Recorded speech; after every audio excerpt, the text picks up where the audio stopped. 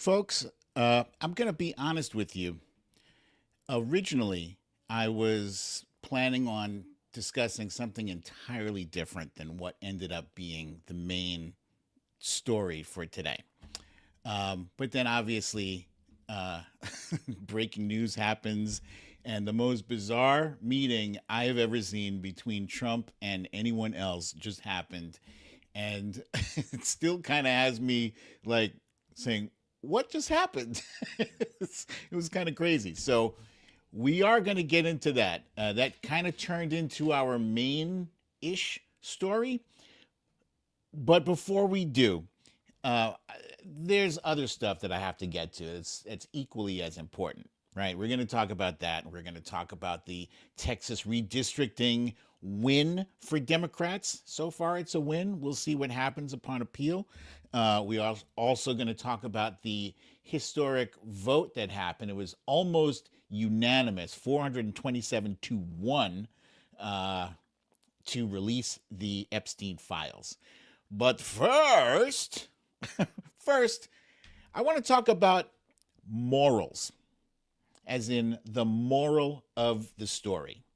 You see, the building blocks, the foundation of our society is our laws. It's what prevents chaos from happening. It prevents people from running around and doing whatever the hell they want to do to whomever they want to do it, however the hell they feel like doing it. Uh, it's it's the stuff that keeps us civil, that makes our society a civilization, right? So it's morals and values. And we are taught those morals and values at a very early age. And that is, before people start getting arrested and throwing in jail for doing stuff, and before you go to a civil, what is it, a civics class and learn how laws work and et cetera, et cetera. It's before all that. It's when we were toddlers, when we're very young, and our parents read us a story. Huh? Remember those Aesop's fables, those nursery rhymes, all those little stories, and they always had a moral to the story. It's that stuff, right? So let's say, what if those stories got turned on their heads, right? So those stories, they always had like a moral of the story. Something happens, and at the end, the hero or the good guy of the story learned a lesson, and the moral of the story was ba-da-ba-dam, right? So, for instance, let's take the Three Little Pigs, right? So the whole object of the Three Little Pigs story was that make sure you use quality materials when you're building. Don't be lazy. Look ahead. Just try to plan, that sort of thing, right? Um, but what if after all that hard work, right? You know, the third little pig, he built his house out of bricks, and it should have been solid, should have been, but instead the big bad wolf came and huffed and he puffed and he blew that shit down, and now he's sitting down eating some pork chops, right? Um, or let's take, for instance, the tortoise and the hare, right? The tortoise and the hare. Everybody knows that story. There's no way. There's no way the tortoise beats the hare, because the hare is like 20 times faster than the tortoise. But what happens? We know what happens in the story of the tortoise and the hare. The hare is so cocky, he's so fast, he's like, there's no way he can beat me. He sits down and he takes a nap, and the tortoise, lo and behold, the tortoise, um he just keeps plugging ahead while the rabbit is taking a nap, and the tortoise wins, right? But what if what if, right, the rabbit, he immediately takes off. He's like, before the tortoise even takes his first step, the rabbit is like miles ahead. He's just super fast. And now he's cocky. He's miles ahead. So he's like, you know what? I'm gonna go hang out with some friends. We're gonna do some Molly. He got wasted. Um, and he crashed. He woke up the next morning late. He was hungover. And then his phone rings because these rabbits, they have phones. And his friend, his friend Ralph calls up, "Hey, Joey." His name is Joey Rabbit. "Joey, what happened? Where are you?" Joey's like, "Oh, Ralph, man, keep the noise down. I'm just coming out of just waking up. What happened? What's up?" He said, "Joey, we're all here at the finish line. We're wait. We can see the turtle. The turtle is about to cross the finish line. Where are you?" He's like, "Oh, man, I passed out. Oh, I messed up. Do me a favor. Handle this." Ralph is like, "What are you talking about, Joey?" "Ralph, do I have to spell it out for you? Make sure the tortoise doesn't cross the finish line." "What do you mean? You want us to take him out for lunch? We should set up a detour with some of those signs?" "Ralph, I want you to handle it. I don't think you need me to spell out what I need for you to do. You need to make sure that tortoise does not cross the finish line." So lo and behold, there's a little surprise waiting for the tortoise just at the finish line. He does not cross. He gets whacked. Sad. But that's what happens if these morals of the story get turned on their head, right? And the reason that I bring this up is because we are looking at today. We are living in a society where the things that we learned, like, be honest. We learned that from the boy who cried wolf. He cried wolf. They didn't believe him, and the wolf ate everything up, right? And he paid a price. But we're living in a time right now where one of the, like a super rich and powerful guy is lying at will. He is stealing and cheating at will. He is bullying and doing everything that we learned is wrong in our morals of the stories. So what is even the point? What lesson are we teaching our children if we allow this kind of impunity, this complete disregard to the norms of our society? What's happening if we just allow this to go? What happens if we normalize this? Instead of saying, "Hey, he just called that reporter piggy." Well, that's just Trump being Trump. No. He's the president of the United States. Stop normalizing this stuff. Anyway. So we have some things to get into. So we're going to get into those, including the Mamdani meeting with Trump, the Epstein files, all that good stuff. I hope you're ready, because I am. Let's go.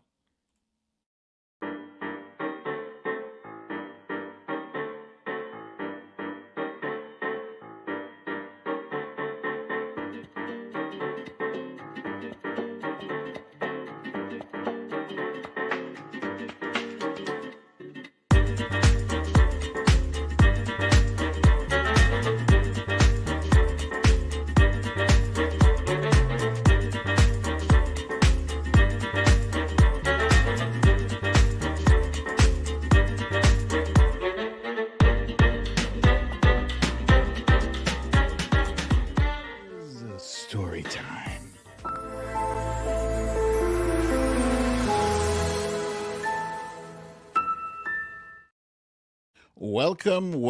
Welcome, ladies and gentlemen, to another episode of Storytime with BDD. I'm your host, BDD, aka Brooklyn Dad. Happy Friday, guys. Happy Friday. And yes, I know I say this every week. I'll say it again. This was a crazy week. It's always crazy. But there was more good, believe it or not. There was a lot more good in this week than usual. The good this week outweighed the bad. And To illustrate this point, I am going to pull up a typical troll comment, which usually, if you were to see this on Twitter, you'd be like, rah, rah, rah, these trolls, etc. But I find this amusing. This guy says, this giga bro.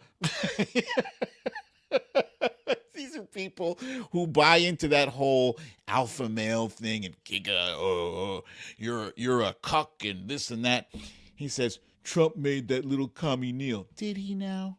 Oh, did he? Is that your copahol? Is that how you're trying to cope with what just transpired? Because, my friend, that is not what happened. Mamdani actually called Trump a fascist to his face. We're going to get into that stuff, but I just wanted to put your stupidity on display for everybody to see and enjoy as much as I did when I saw your comment. Thank you for commenting, by the way. It was hilarious. Keep it going. Keep it going. Let me just say a quick hello to, I see JDL. Look at that. JDL says, first time here. Damn, that's a big intro, dude. LOL. Yeah, it was. It was. And then he says, I'm here to get your input on what happened with Trump. I'm shocked at the outcome. So am I. Ness from Connecticut is here. The Trump Reaper is here. Meredith Powell, Valerie G, the Annie 41, Shelby U61. Did I say Valerie G? Mama AG, Joanne Kennedy is here. I want to say, if you guys have heard from our friend Zelda, give me a shout out or an update or something. I am concerned about her. I feel like it might be she might be having a medical issue right now. So throw your prayers up for her, because she's somebody who cares about everybody. She's a really good person. So say a prayer for her. Keep her in your thoughts. Let's hope she's okay. Tina Bradford is here. Meredith Powell. Little ROBC1 is here. Asmila J. Cecile Kazemi is here. Sharon Landry, did I call you out yet? Sharon Landry's here. Okay, I'm going to abbreviate this shout out because we do have some folks waiting to tag in. Cowboy Beans and Cornbread. I like that. That's a cool name. Welcome, my friend. Thank you for that. Bernadette, I see you there. Keep your eye out for our friend Zelda there. Yeah, she's wonderful.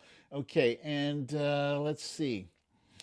Let's go ahead and jump into what I like to call our stories of the day.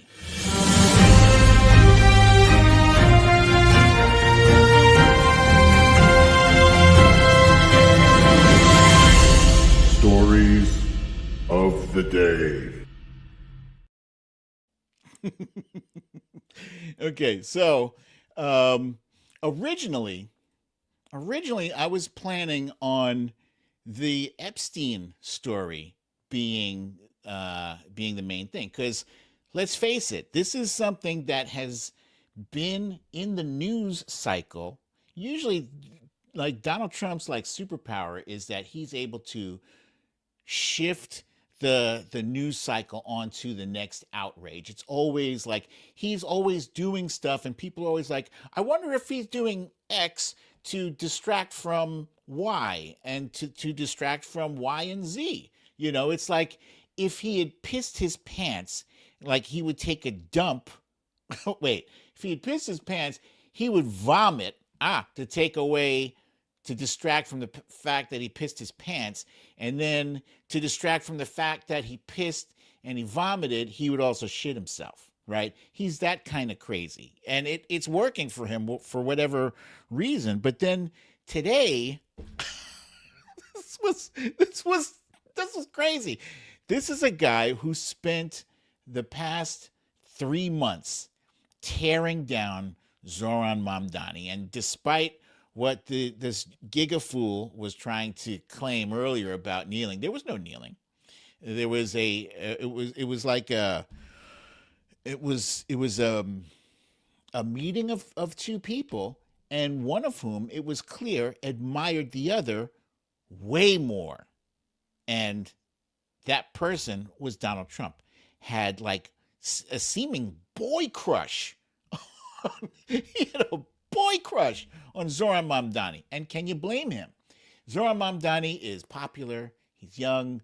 We're going to get into that. But first, the Texas redistricting issue has come to a head. And this is going to, there are some things about this story that are ironic and hilariously ironic and also joyous. That we're going to talk about that. And last but not least, the vote, the vote to release the Epstein files happened this week, and it resulted in a 427-1 tally. 420. Do you want to be that one in a vote to expose pedophiles? You want to be that one is like, nope. We'll discuss why that happened and what happens next. What happens with those Epstein files? Are they going to be hidden in a pile of redactions? Is it already done? Are they doing more damage? Are they just going to expose only Democrats? Are they going to sprinkle some Republicans in there? We'll talk about it.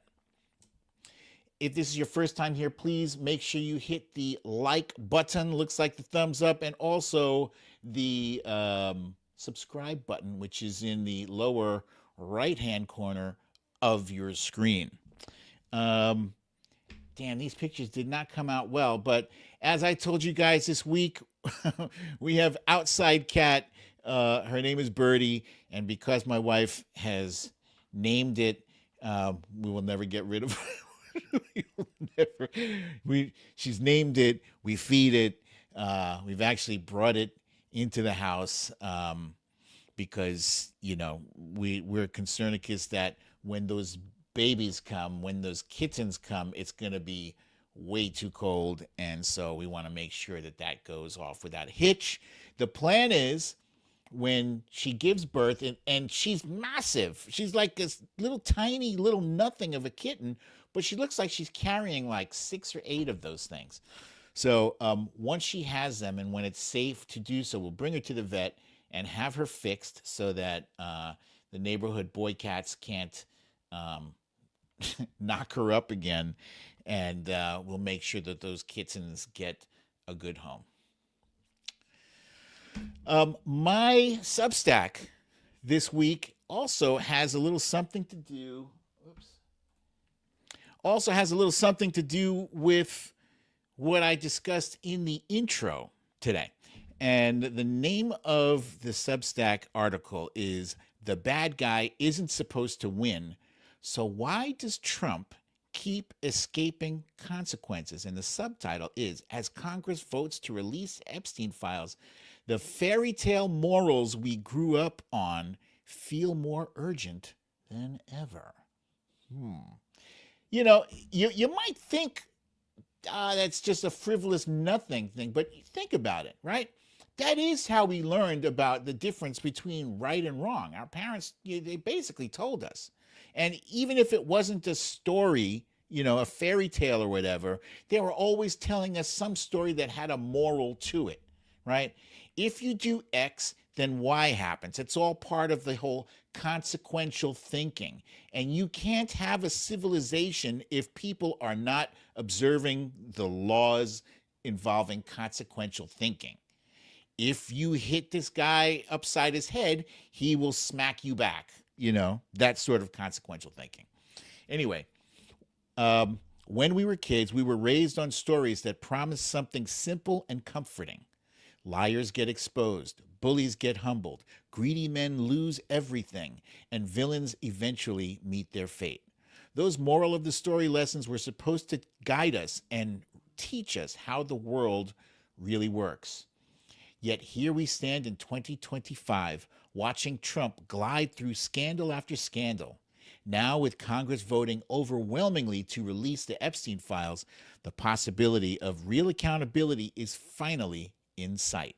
For some, this may signal a turning point. For others, it feels like a reminder that justice can be partial, delayed, or manipulated to serve appearances rather than truth. Some of you might know that I wrote a couple of books. The first one was The Littlest President that I published in 2020, 7 months before the election, and I called it. I correctly called it before we even had a candidate. Joe Biden wasn't even the nominee yet at the time that I published this book. In The Littlest President, I charted Trump's improbable rise and fall, ending with a loss in 2020, months before it happened. In The Biggest Loser, I imagined a world where he loses again, where justice arrives, and where the villain finally faces consequences. I was wrong. I hate saying that. I hate saying those words, but facts are facts. I was wrong. He won again. The moral I believed in, that choosing fear, hate, and ignorance guarantees defeat, turned out to be more fragile than I thought.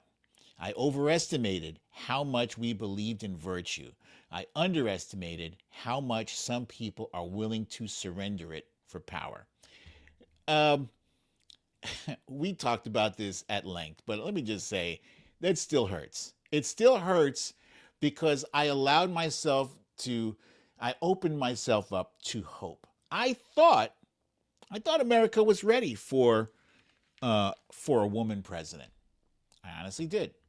I thought that the fact that he was an adjudicated sexual assault, an adjudicated rapist, he was found liable for sexual assault, and then the judge explained that in layman's terms, the definition of rape does apply to what he did to E. Jean Carroll.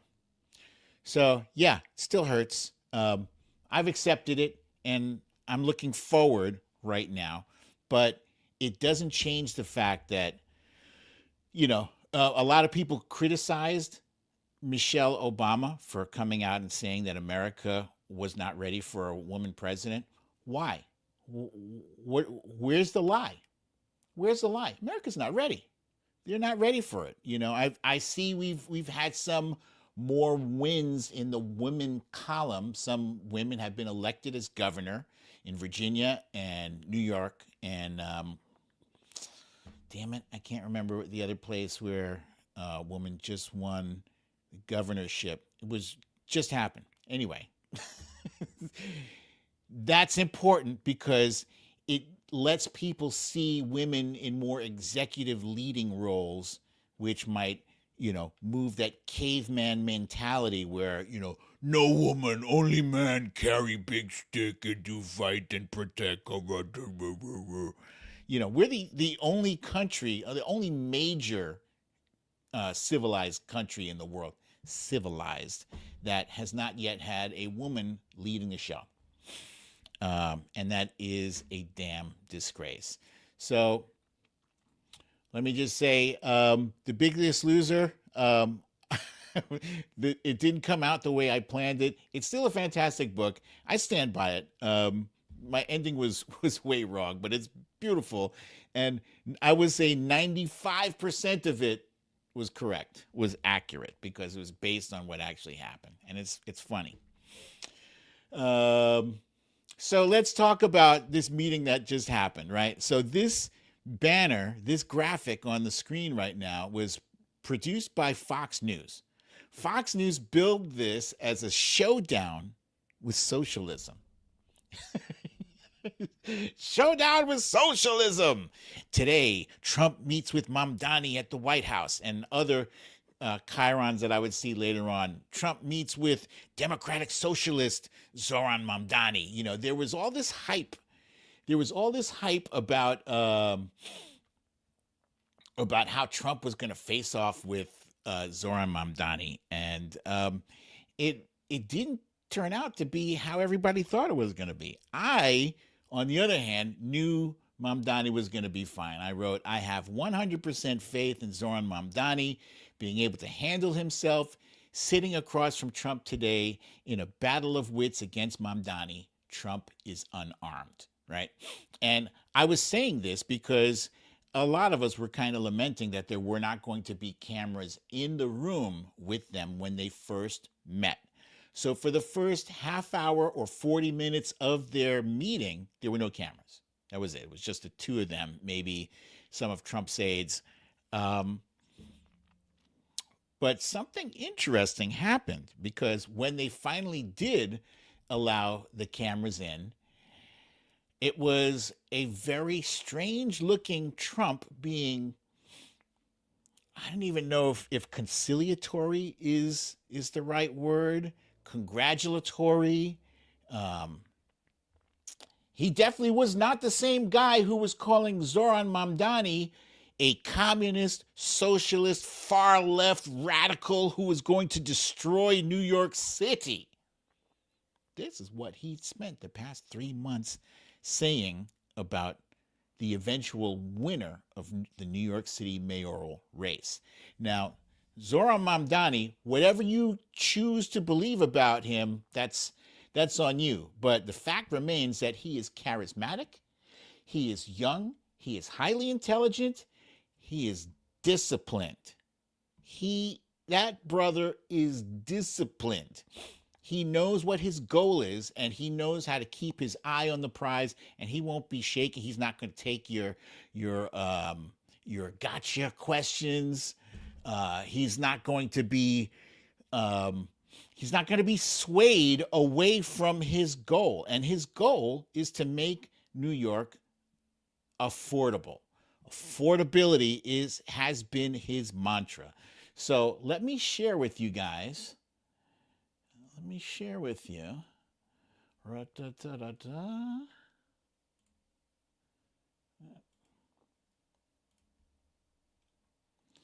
me share with you a few things that happened. That's not it at all. Hang on. Let's just go here. This was the first thing that knocked me on. This was the first thing that knocked me on my ass. I could not believe. I was like, "Where is Trump? What have you done with him?" This city of ours that we love to do very well, and I wanted to congratulate the mayor. He really ran an incredible race against a lot of smart people, starting with the early primaries against some very tough people, very smart people, and he beat them easily. And I congratulated him. And we talked about some things in very strong common, like housing and getting housing built, and food and prices, and the price of oil is coming way down. That anything I do is going to be good for New York. If I can get prices down, it's good for New York, and we've got them down, way down from last year. We have, as you know, I've been saying to a lot of people, Walmart said that Thanksgiving this year is exactly 25% less than last year, so that's good for New York. Good for That's everybody. a lie. But I just want to congratulate. Just so you know, that is a lie, and I need to interrupt. I wish the cable news would do that whenever he tells that lie. That Walmart thing, they used fewer items and shittier items. So yeah, obviously he's not comparing apples to apples with that Thanksgiving meal. He's comparing apples to some cheap oranges or whatever. This Oops, damn it. city, we have, as you know, I've been saying to a lot of people, Walmart said that Thanksgiving this year is exactly 25% less than last year, so that's good for New York, good for everybody. But I just want to congratulate. I think you're going to have, hopefully, a really great mayor. The better he does, the happier I am, I will say. There's no difference in party. There's no difference in anything. And we're going to be helping him to make everybody's dream come true, having a strong and very safe New York. And congratulations, Mr. Mayor. Thank you, Mr. President. Thank you. I appreciate it. One thing I enjoy about this is that I know it's causing a lot of MAGA to completely lose their shit. And specifically, there's one interesting thing. Elise Stefanik is running for governor of New York State, and she is called Zohran Mamdani a jihadist, among other things, right? And listen to how Trump handled this question about that in particular. President, Republican Lisa Stefanik has campaigned multiple times by calling Zohran Mamdani a jihadist. Do you think you're standing next to a jihadist right now in the Oval Office? No, I don't, but she's out there campaigning, and you know, you say things sometimes in a campaign. Isn't that sort of She's a very capable person. He just said in a campaign, people say things. Elise Stefanik is full of shit. But you really have to ask her about that. But I don't particularly. I think I met with a man who's a very rational person. I met with a man who really wants to see New York be great again. And I could say again, because New York was great. You know, when I came down to Washington, President. So I mean, I was watching this, and I was like, what the hell is actually going on? You know, now look, I'm not under any misconceptions. I know that Donald Trump is still Donald Trump, but what I do know, and this is probably why he was so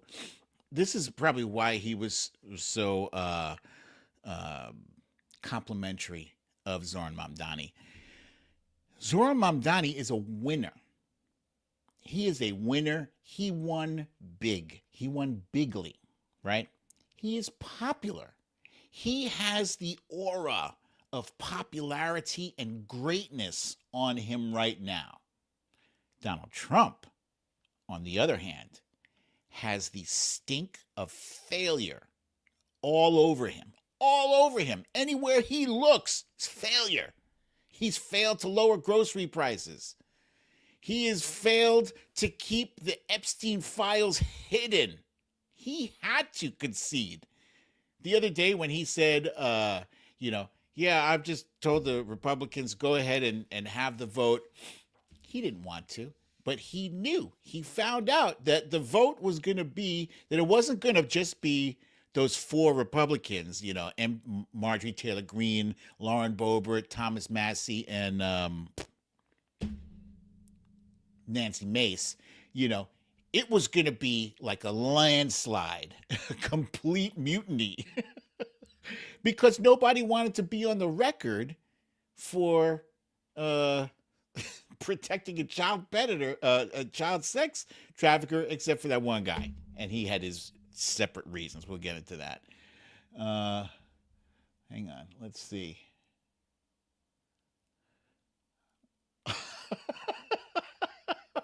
Trump Reaper wants to know, is it unethical to sell off some of my Chinese Trump crap to cash in on the maggot grift? No. Go ahead. Go right ahead. If people are going to buy it from you, take that Trumper money. Go ahead. Take it. That's funny. Yeah, please do. So Donald Trump wants to be close to that. He wants to get some of that magical, winter dust on him. There was one point where there was this one reporter who was trying to be like the female Peter Doocy, and she kept asking these like gotcha questions. And there was one in particular. Let's see, do I have that? She was trying to do a gotcha on Zohran Mamdani about the fact that he took a plane. Oh, well, I understand that you believe in the economy. Here you go. Why did you fly here? Aren't trains greener? So yeah, so that means that if you believe in the environment, right, that you can never use any modern conveniences that use up one iota of carbon footprint. So forget about trains and cars. You might as well, you just walk. You can use a mule. It's ridiculous. But here's how Trump interjected on that. And I thought this was interesting, too. Thank you, Mr. President. I have a question for you, but a very quick one for the mayor. Why did you fly here? Aren't trains greener? I will use every form of transit, and I want to make sure that they're all affordable in New York City, and that's why making buses fast and free is a centerpiece of our campaign. There is a bus that goes. Well, but I know, but if you flew, that's a lot quicker too. No. Your time is He's important. working very hard. For him to be, that's a very long drive. I'll stick up for you. You know, the plane takes you 30 minutes and driving takes you a And long Mr. time. President, I was wondering if you. Please. Thank you, Mr.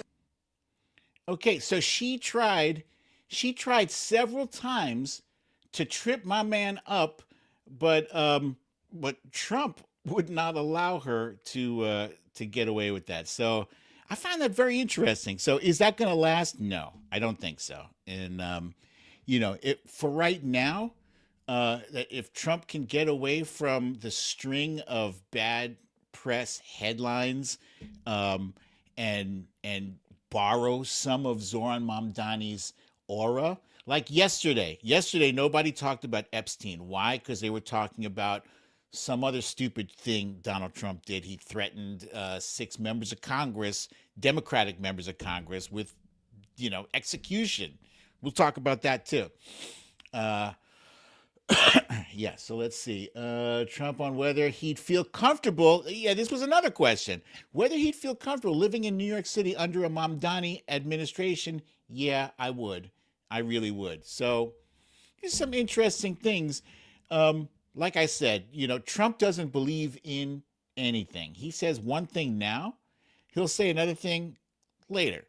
Like years ago, he said, on government shutdowns. He said, if the government shuts down, it's the president's responsibility. He should get a black mark on his record. He's the one who's supposed to bring people together in the room. And now he's trying to blame the shutdown on Schumer and Democrats who don't even control the government. It's ludicrous. And then they say, but you need 60 votes. Well, if you only have 53, how are you going to get those other 7? By magic? You got to negotiate, stupid. All right, let's continue. The Texas redistricting. So, to recap, Donald Trump calls up Greg Abbott and says, I need you to redistrict. And this is, in the middle of the decade. They don't normally do this in the middle of the decade. They do it at the beginning of every decade, right after the census. The last census that was done was while Donald Trump was in office, which is why the argument that it was an unfair, rigged census. Dude, you were the guy in office when the census was taken. So what are you saying? You were in power. So he asked Greg Abbott to redistrict, and Greg Abbott didn't even question. He did it. Mind you, Greg Abbott did not ask the Texas voters, how do you feel about it? Let's have an election and see if we all agree. He didn't do that at all. He just unilaterally did it. California, Gavin Newsom saw this, what was happening in Texas, and says, okay, well, if that's how you want to play, we can do that too. But we're going to do it differently. We're going to have a whole election around it. They had an election just for that, Proposition 50. And there was no named candidate on the ballot. It was just this. That was it. And that proposition won overwhelmingly. So, Mark Elias and all of the Democratic lawyers, they've been, working. They've been very, very busy this year. And they took this to court, and a judge blocked it. He said that you have to use the 2021 congressional map that you already had. In fact, he said that the new map they drew up was racially discriminatory. So here's the interesting part about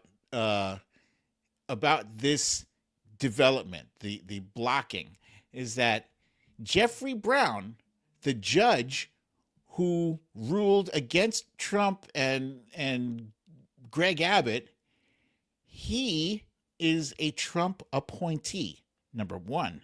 Number two, this is even funnier.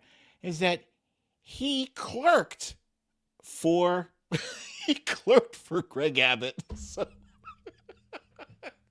you can't say it was a radical left liberal judge who did it. It was one of your own. And I have to say, I'm impressed that people who identify as Republican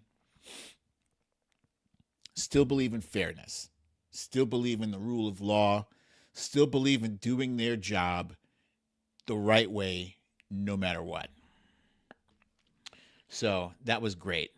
Another thing that's interesting is that, so Trump went on a rant on Truth Social and said, hey, Pam Bondi, he says, when are you going to start going after all of my enemies? And he listed like Adam Schiff and James Comey and all these, Letitia James, everybody, which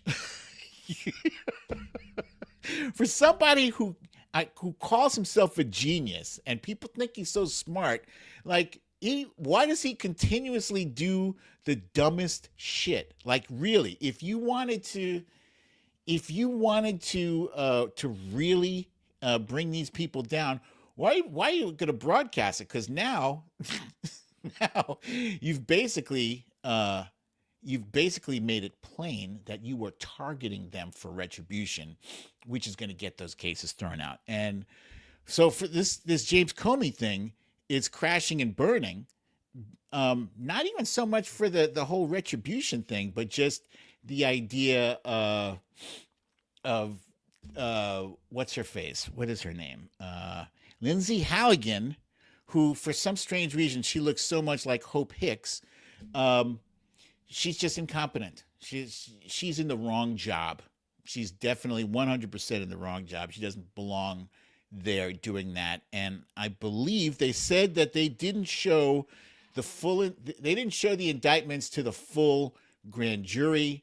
And then today they tried to backtrack it, but even that's suspect. So those cases are going about as well as you would think for someone who is as unqualified as Lindsay Halligan. And let's talk about the poll numbers. You remember I said, Donald Trump has been stuck on a string of bad decisions and bad headlines and press. And the polls, even though he's trying to say, oh, I don't believe in polls, he loves polls.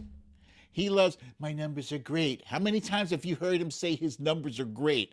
His numbers are horrible across the board. Here's a Fox News poll that says overall, is Trump or Biden more responsible for current economic conditions?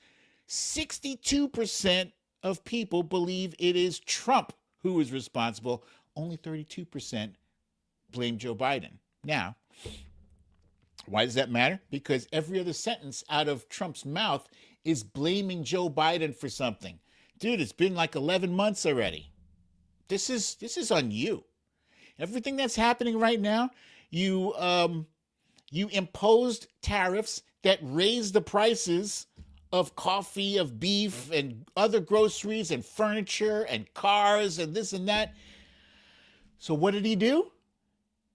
He just took the tariffs off of those select items. Why? Because he said he wanted to bring prices down. So what you mean to say is, by removing those tariffs, you're bringing the price down. So what does imposing the tariffs do, you dumb ass? Admit it. Admit it. You raised the prices like we said it was going to happen. God, the stupidity is breathtaking. If the midterms were held today, which candidate would you choose? And this was an NPR PBS Marist poll. 55% said overwhelmingly Democrat versus only 41% Republican. Now, the political pundits were like bowled over by this number because apparently 14% is a major, like it's the biggest gap in decades. Some of them said. So that's interesting. The other day, Donald Trump hosted, this was disgraceful. This is yet another another avoidable black eye on the administration. Another bad decision where Mr. Bone Spurs met with Mr. Bonesaw, MBS. Mohammed bin Salman was invited to the White House and given the red carpet treatment with the military flyover. And Donald Trump was like, you see this picture here? He was so giddy to have this murderer sitting next to him, he couldn't even control himself. I have that video. Let me just show you. It is sickening. So, I'll warn you ahead of time.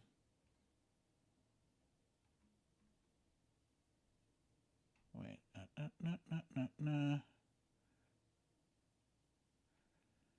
Oh, here we go. Look at this. It's another league, Mr. President. Mr. President, And Trump doesn't give a fist pump. I grabbed that hand. I don't give a hell where that hand's been. I grabbed that hand. Well, we know you don't care where the hand's been because you've been putting your mouth on all kinds of things. We know about Bubba. But here, there was something that was disgusting that happened during this press briefing in the Oval Office. And a reporter, ABC reporter, I believe her name was Mary Bruce, she asked, and she was outstanding, by the way, she asked both of them questions, but more pointedly, she was asking MBS, what does he say to the families of 9/11 victims? And Donald Trump lost his shit from that question. But let me play this back. He's done a phenomenal job. You're mentioning somebody that was extremely controversial. A lot of people didn't like that gentleman that you're talking about. Whether you like him or didn't like him, things happen. But he knew nothing about it, and we can leave it at that. You don't have to embarrass our. Mind you, that is the exact same person that just met with Zohran Mamdani, right? The same person who said that Jamal Khashoggi was to blame for his own death because he was controversial and some people didn't like him. That's disgusting. And then here's another one. Mr. President, why wait for Congress to release the Epstein files? Why not just do it now? You know, it's not the question that I mind, it's your attitude. I think you are a terrible reporter. It's the way you ask these questions. You start off with a man who's highly respected, asking him a horrible, insubordinate, and just a terrible question. And you could even ask that same exact question nicely. You're all psyched up. Somebody psychs you over at ABC. You're going to psych. You're a terrible person and a terrible reporter. As far as the Epstein files I have nothing to do with Jeffrey Epstein. I threw him out of my club many years ago because I thought he was a sick pervert. We are going to get into that statement that he just made a little bit later because that's actually news. That is news, what he said, that Jeffrey Epstein was a sick pervert. This is the first time he said anything negative about Jeffrey Epstein. Believe it or not, this whole time he's been saying negative things about members of Congress. He's been saying them about foreign dignitaries. He's been saying about everyone except for Jeffrey Epstein and Ghislaine Maxwell. Ghislaine Maxwell, the only thing he said about her is, I wish her well. She is a convicted child sex trafficker, serving 20 years in prison. He has not ruled out a pardon, and he has not said anything nasty or derogatory about her. Anyway, he lost his shit in the Oval Office the other day, and it's a bad look. It's a bad look for a president that being asked about Jeffrey Epstein and blowing your top like that. There was nothing rude about her question, how she asked. Insubordinate? Do you know what the definition of insubordinate is? She has to be an employee of yours to be insubordinate, you dumb shit. God damn. Anyway, let's continue. Where's my thing here? Okay. You all probably remember this. This was from 2020. This was during the summer of protests of of the killing of George Floyd. And Donald Trump insisted that he had to go and have a photo op in front of a church in Washington, D.C. What did he do? He gave an order to police to shoot with rubber bullets and tear gas peaceful, unarmed protesters. This is what he did. Fast forward to earlier this year when Pete Hegseth was speaking to Congress, and Alyssa Slotkin asked him, did he give the order to the military that it's okay to shoot protesters? And Pete Hegseth would not answer the question. He would not answer. And that was concerning for a lot of us, because if you didn't give that order, you just say, no, I did not. Because that would be an unlawful order. So 6 lawmakers put together a video, and they basically said that they're basically telling members of the military, you do not have to obey an unlawful order. Those 6 lawmakers are Alyssa Slotkin, Mark Kelly, those are the 2 senators, and you have Jason Crow, Chris DeLuzio, Chrissy Houlihan, and Maggie Goodlander. It says here, all have military or intelligence backgrounds. Donald Trump, when he saw, let me put up this video for you guys real quick so you can see.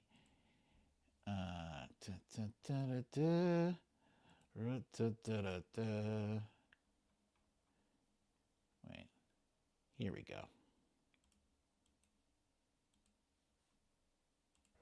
I'm Senator Alyssa Slotkin. Senator Mark Kelly. Representative Chris DeLuzio. Congresswoman Maggie Goodlander. Representative Chrissy Houlihan. Congressman Jason Crow. I was a captain in the United States Navy. Former CIA officer. Former Navy. Former paratrooper and Army Ranger. Former intelligence officer. Former Air Force. We want to speak directly to members of the...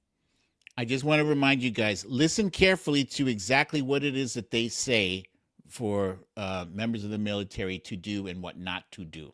The military and the intelligence community who take risks each day to keep Americans safe. We know you are under enormous stress and pressure right now. Americans trust their military. But that trust is at risk. This administration is pitting our uniformed military and intelligence community professionals against American citizens. Like us, you all swore an oath to protect and defend this Constitution. Right now, the threats to our Constitution aren't just coming from abroad, but from right here at home. Our laws are clear. You can refuse illegal orders.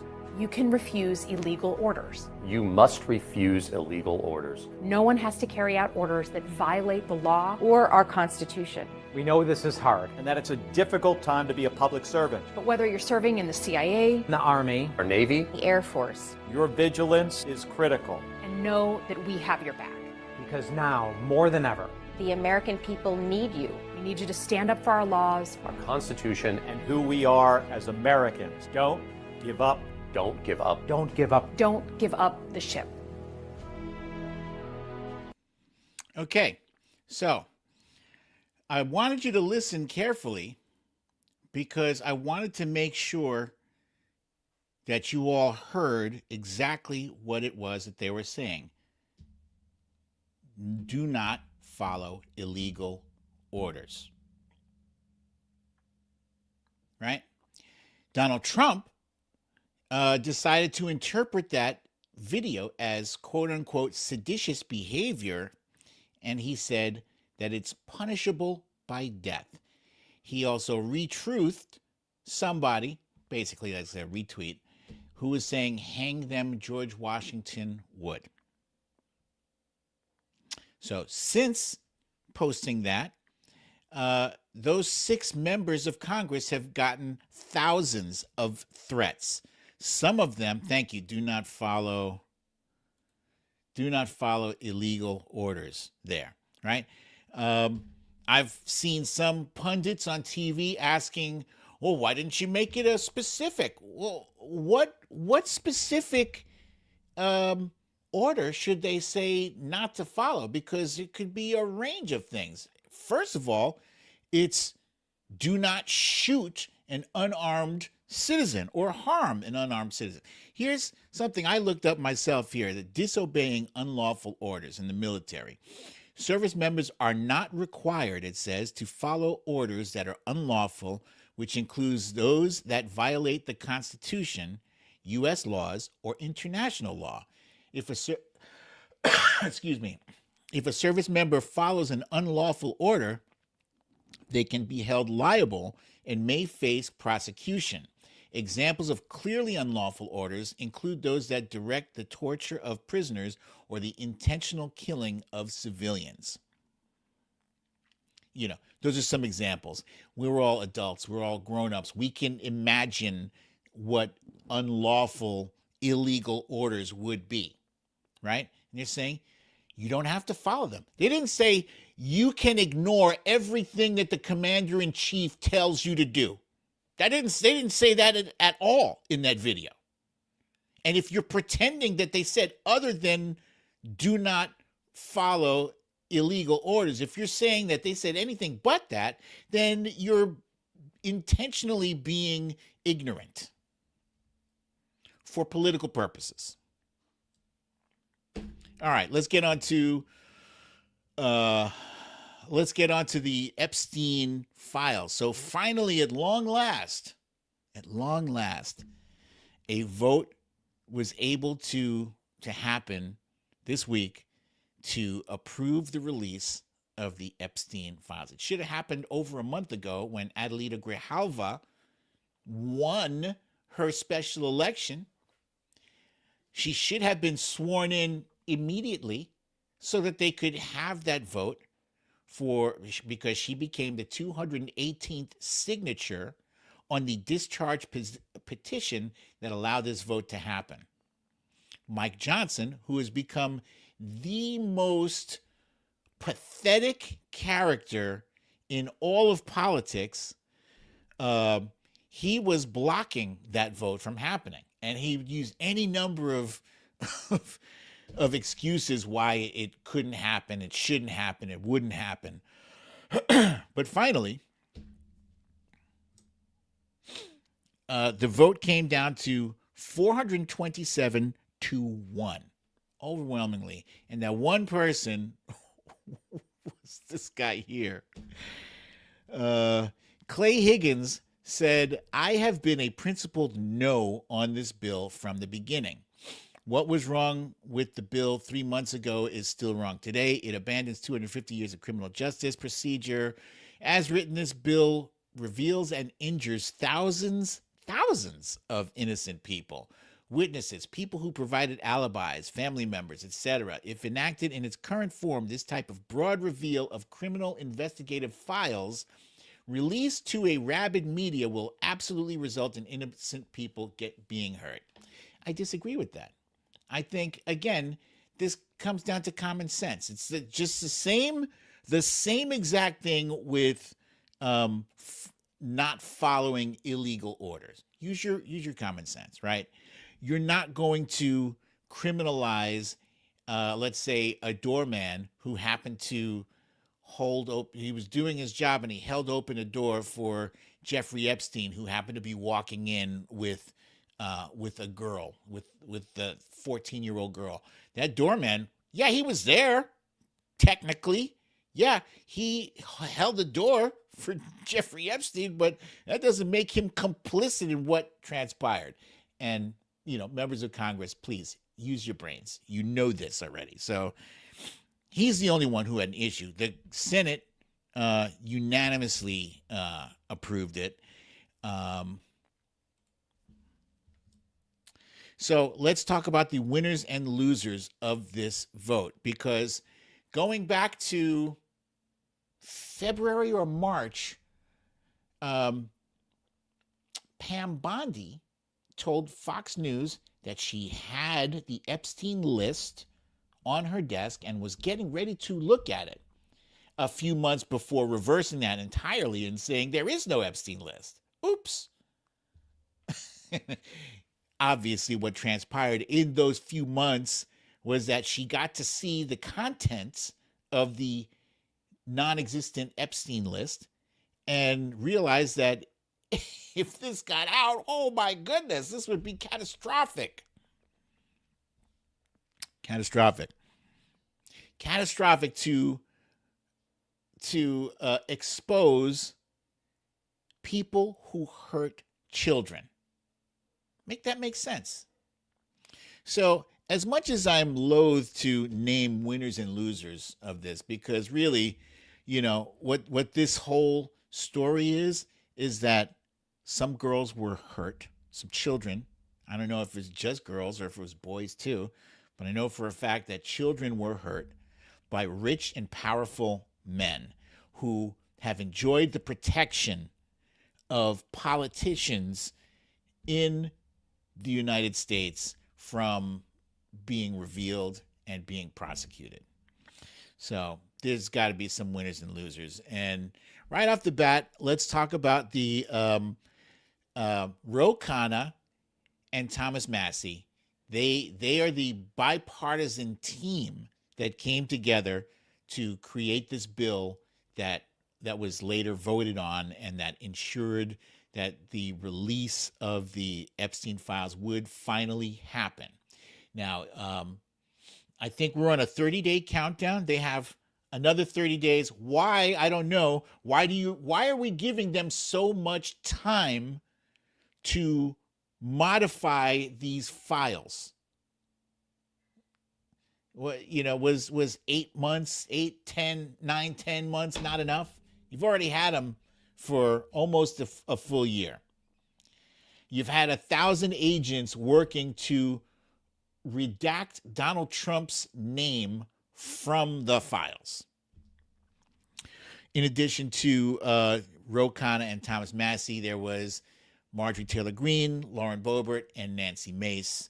I'm loath to give them credit, but sometimes you got to give credit where credit is due. And they did take a stand. They knew it was risky because anytime you go against Donald Trump and you're in the MAGA sphere, there usually are some consequences. But they seem impervious to it. And we'll see what happens with that. These survivors, right? In my brain, I wanted to say the victims, but let's call them survivors because they did survive what happened to them, and they're going to spend the rest of their lives, you know, dealing with the fallout from that. They finally have a chance at some justice, some, you know, at some justice, at seeing some accountability. I keep seeing you guys talk about THIP, a THIP. What is that? Meredith, you guys have been side chatting for a while. I've been trying to figure out this whole time what the hell that is. Excuse my ignorance if it's something very simple. Adelita Grijalva is the winner. She was finally sworn in, and she became the 218th crucial vote for this to happen. Losers. Mike Johnson, really, like, he makes Kevin McCarthy look brave and courageous and principled by comparison. And I could not stand Kevin McCarthy. They didn't, you know, Mike Johnson, I don't remember how many rounds it took him to get this job, but they didn't want him either. This guy is pathetic.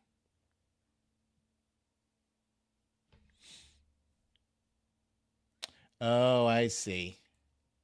Someone keeps creating troll accounts using the term THIP. I don't know what that means, but oh, See, yeah. So you moderators, I've got a whole squad of moderators out there.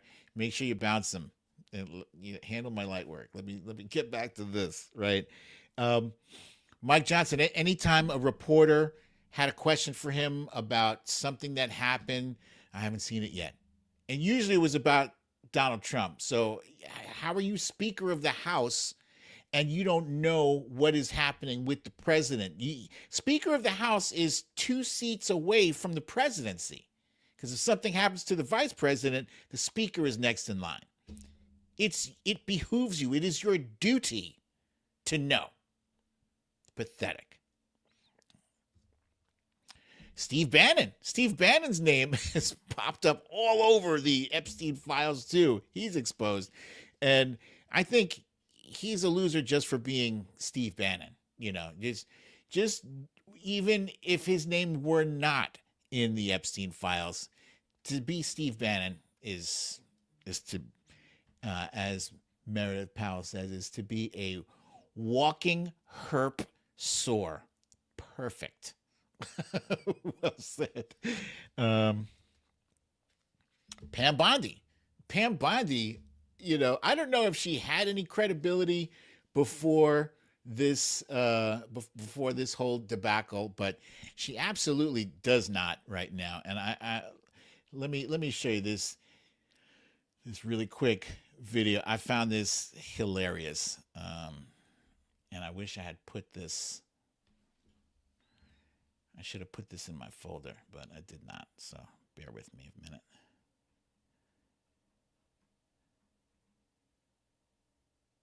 Oh, here we go. It's right there. Madam Attorney General, the DOJ statement earlier this year saying that the files would not release mentioned the fact. Wait, look at Kash Patel. Why is he like steady looking straight ahead? What is the deal with this dude? That the review of the documents and the evidence did not suggest that any additional investigation of third parties was warranted. What changed since then that you launched this investigation? Information that has come for information. There's information that new information, additional information. Madam Attorney.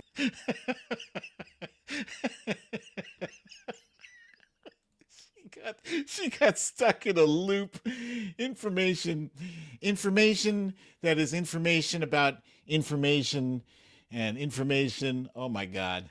It was hilarious. But this is a meme showing her shredding files. I don't know that they have the ability to do this without members of Congress and the Oversight Committee knowing that something is amiss. You know, like if they have something, if the folks in Congress have something to compare, right, the before and after. So hopefully, I don't know how this process works. I'm hoping that, you know, months ago, somebody got a copy, a master file, if you will, so that, you know, they can see before redacting and after redacting. I don't know. But nobody with even the bare minimum amount of common sense thinks that when they hand over these Epstein files, thinks that Donald Trump will be exposed. I don't. I think he should be if he's in there. If he has done things that he should be exposed for, if he has hurt little girls, if he is, you can't even say if he had sex, because if it's a girl, if it's a child, it's not sex. It's the R word. Yeah. So, and I'm saying that because I think between YouTube and TikTok, you get penalized for actually saying the word.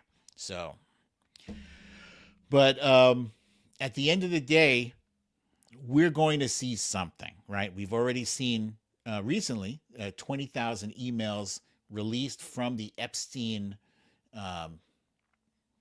the Epstein, what the hell do they call that? Anyway, from the Epstein, I'm stuck on stupid here. The Epstein folks, the people who estate. Thank you, Sharon Landry, for saving me there. I love you guys.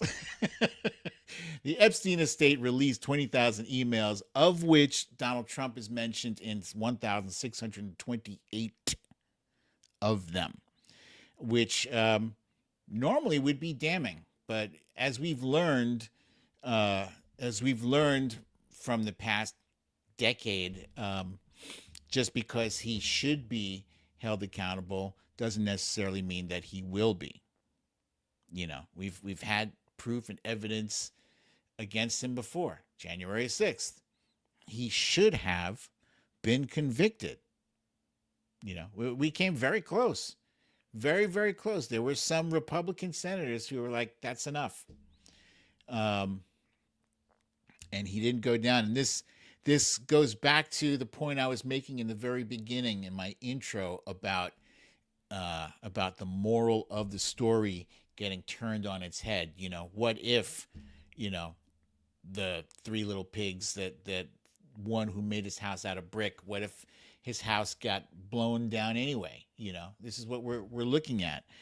And it's because he has surrounded himself with sycophants, with people like Pam Bondi, Pam Bondi is not qualified for this job. She is more like a cheerleader than an attorney general. She's not sober. She's not a serious person. When I say she's not sober, I don't mean she's a drunkard. I mean, she gets on TV. She's on TV a lot. She gets on TV and says, and Donald Trump is the best president we've ever had. That's not your job. It's not your job to be his hype man. Your job is to appear serious and to represent the law and justice, for crying out loud. Information. I don't know why I have this here. Trump threatens to pull ABC's FCC license after a reporter asked a question about releasing the Epstein files and calls Epstein a sick pervert. Oh, right. So I said earlier that this was important new information, right? And that it's important information because prior to a couple of days ago, Donald Trump had never admitted to having seen Jeffrey Epstein doing anything wrong. Okay, stay with me. To call Epstein now, to call him a sick pervert, to attribute, previously he said that he got rid of Epstein, he got him out of Mar-a-Lago because he was stealing his girls, right? As if his girls were golf balls or, you know, some kind of item. He was stealing Trump's girls, massage girls or whatever. But now he's changed his story and saying he got rid of Epstein because he was a sick pervert. So you've seen him do things that were sick enough and perverted enough for you to get rid of him, but you didn't think it was important to tell the authorities.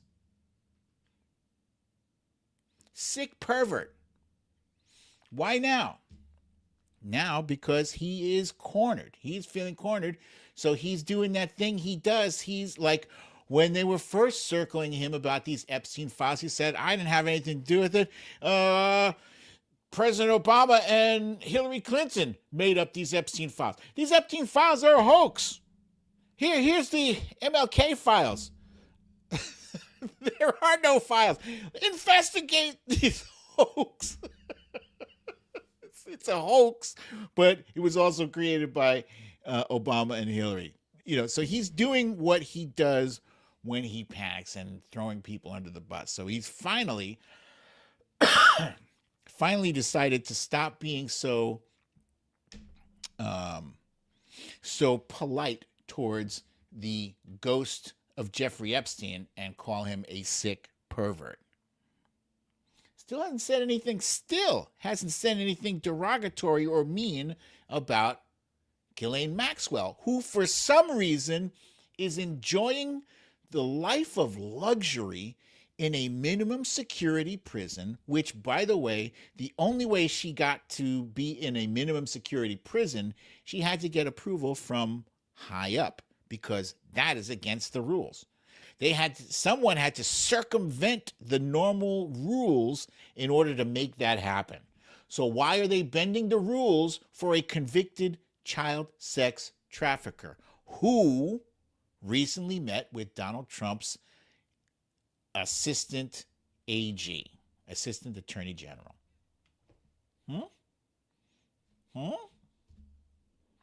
And we learned that from that meeting, Todd Blanche, that assistant attorney general, should have had access to these emails from the Epstein estate, but opted not to go after them prior to his meeting with Ghislaine Maxwell so he could ascertain the truth and falseness of her statements? No, something is amiss.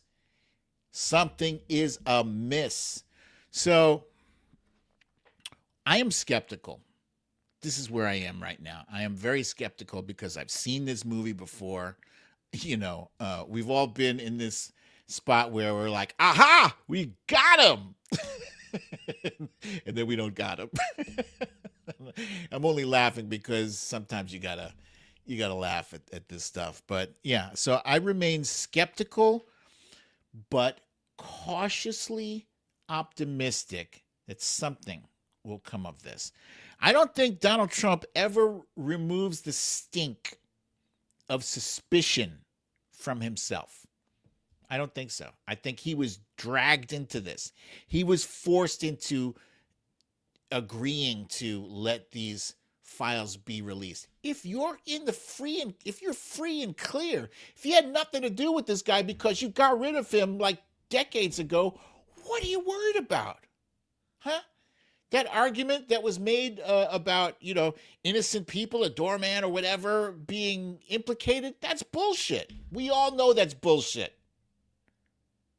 You have enough agents to go through and redact the names of the survivors, the victims, right? Go follow the money. Who was paying for access to these children? That is the end. That is it. That's what we want to know. Who was paying? Where was this money going? Who was handling all this money? Get those people. Get them. Who are the rich and powerful that are hiding right now? We don't care. We don't care what party they're in. We don't care how high up they're in. Bring their asses down. Let that be a lesson to all of society. Let that be the moral of the story. Don't fuck kids. And with that, I say thank you for joining me for another episode of Storytime with BDD. I'm your host, BDD, aka Brooklyn Dad. I forgot to ask you guys what you think about the Epstein files. In particular, do you think something fishy is happening behind the scenes? And if so, what? Leave a comment in the replies to the tweet on Twitter where I posted this thing. Or if you're on YouTube, leave a comment on the YouTube. Better yet, do it on YouTube there.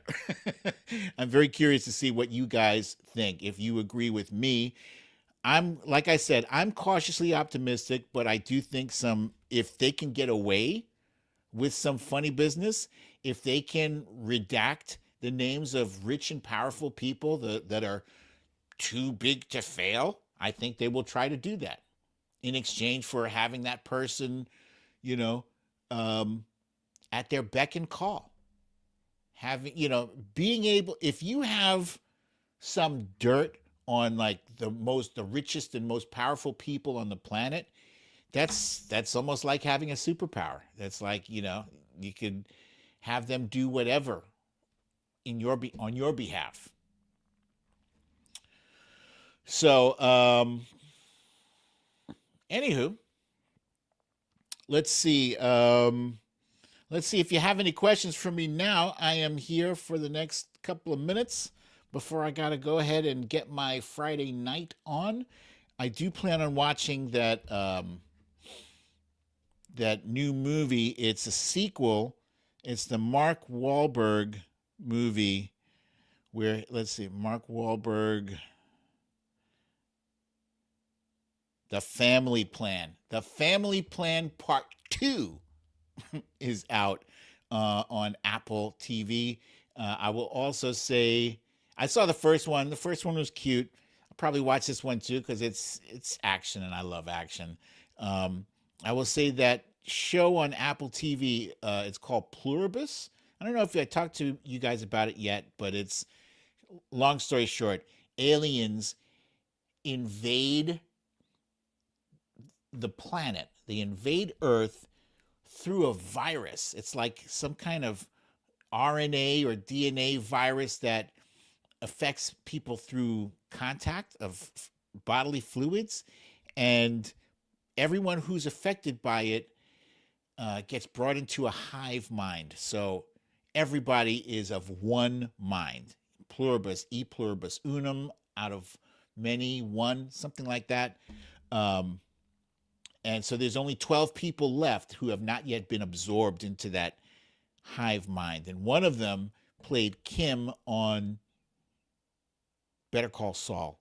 And she is like the grumpiest, angriest person. But it's kind of a good thing that she is grumpy and angry because she is determined to do something to reverse, to fight back against this alien, this bloodless alien invasion. By the way, these aliens, they cannot kill.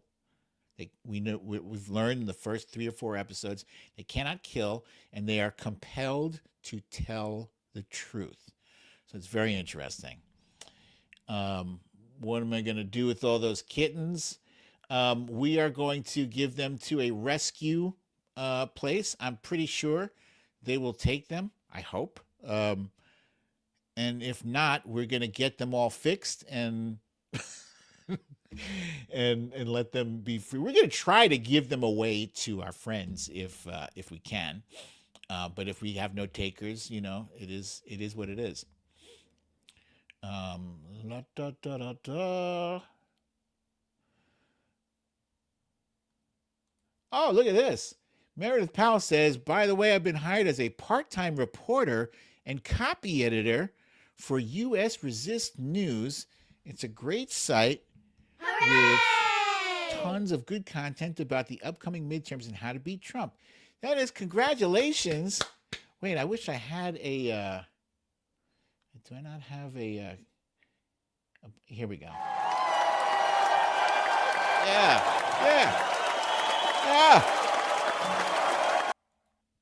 Congratulations, Meredith. That is excellent news.